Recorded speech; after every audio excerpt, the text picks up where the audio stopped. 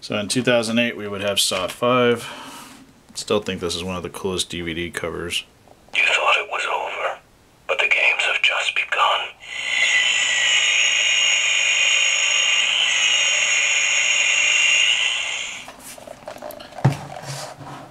So Saw 5 would see the directors change for the first time since Saw 1. So we would have Darren Lynn Bousman would depart the series, and David Hackle, who had also worked on the other Saw films behind the scenes, would take over directing this one.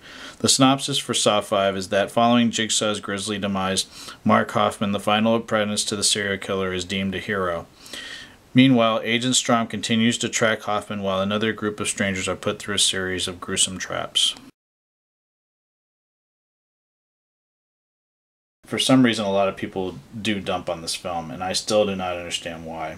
I have heard it is slow-moving, too many flashbacks, etc., etc., but I found the film to be much better than it gets credit for, and I do think it has to do with the detective story-like nature of this one. This one picks up right after the end of 4, and Mark Hoffman, who is the new Jigsaw, thinks he has covered his tracks well and dispatched all the loose ends that could tie him to the murders. What he does not count on is a wounded but very much alive Agent Strom hot on his trail, determined to prove he is the Jigsaw killer and bringing him down once and for all.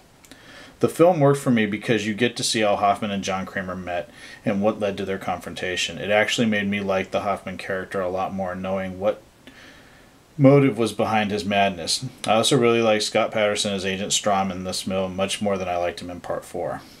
The game in this one is what turns out to be a little on the weaker side than in the past films. It involves several people who were involved in a real estate scam. The actors being put to the test this time around are Julie Benz, who played in Dexter. She plays Britt. And one of my favorite character actors, Carlo Rota, plays Charles, and he's been in 24 and the Boondock Saints. There are some better traps in this film than in the previous entry, though, and my favorite is the pendulum and the glass coffin. There are quite a few flashbacks in this film, probably the most in the series, that take us back to familiar locales from earlier films and show how Hoffman and John Kramer worked together.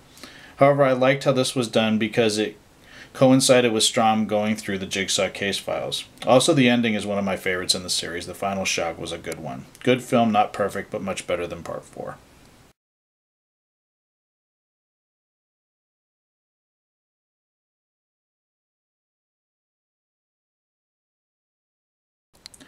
Now, I love Saw 6. I consider it one of the best in the series next to Part 2.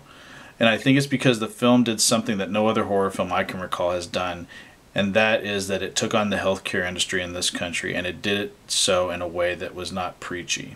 The film centers on Dan Erickson, played to slimy perfection by Mark Rolston, who is the head of a medical insurance organization that is responsible for denying John Jigsaw coverage for a radical cancer treatment that could have saved his life. Erickson is put through a new game, 4 challenges that are set up to make him learn from past mistakes. There are some really great traps in this film. I still think the merry-go-round is the best, though. The other story that's going on in this film revolves around the new Jigsaw, Mark Hoffman, and the FBI getting closer to figuring out that he is filling in where John Kramer left off. Costas Mandylor's Hoffman gets more demented with each film. He is a much more brutal Jigsaw than John was, and he is not afraid to get his hands dirty. At the same time, Hoffman is trying to evade capture. Jill Tuck, Betsy Russell, has been tasked with the final task outlined in Saw 5 that pertains to a mysterious box that John left her during the reading of his will. The final reveal comes during the thrilling climax of the film, and it does not disappoint. The film also offers a reappearance of a character thought to have been killed off several chapters earlier, and it was something I was not expecting. Amanda Shawnee Smith also makes a return in flashback form, and it is a welcome return. We find out some stuff about Amanda that was not revealed prior, particularly her disdain for Hoffman. The thing I respect about this film so much is that the way that it shows in a straightforward way how shady and inhumane the healthcare industry is in this country. I think because of this, the characters being put to the test are so unsympathetic that you are completely on Jigsaw's side with this one.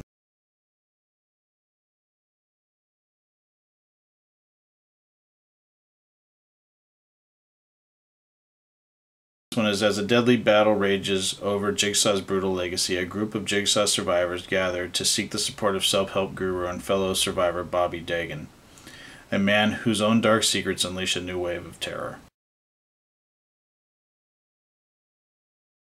It was sad to see the close of the Saw film series, and this was the first in the series that would be released in 3D.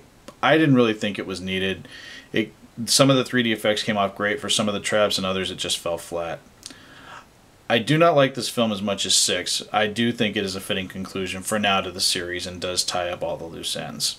The big plus for this film was really bringing back a character that had been MIA since the first film, and I feel like that was really worth the price of admission for this one.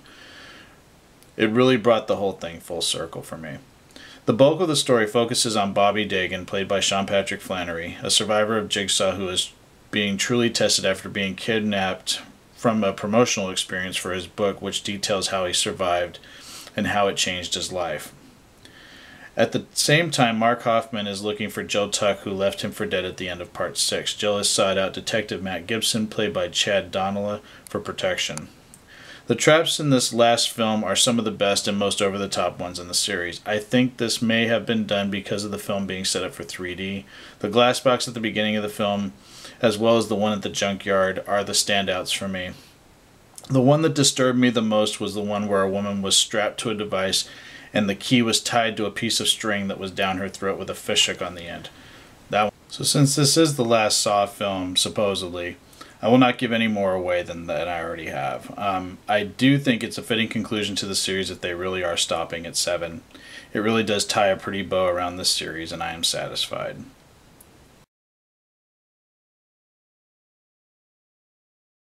So I know that was a lot of films to go through. I appreciate everybody that stuck around to listen to my thoughts on the Saw series. Please feel free to leave your comments below, and thanks again.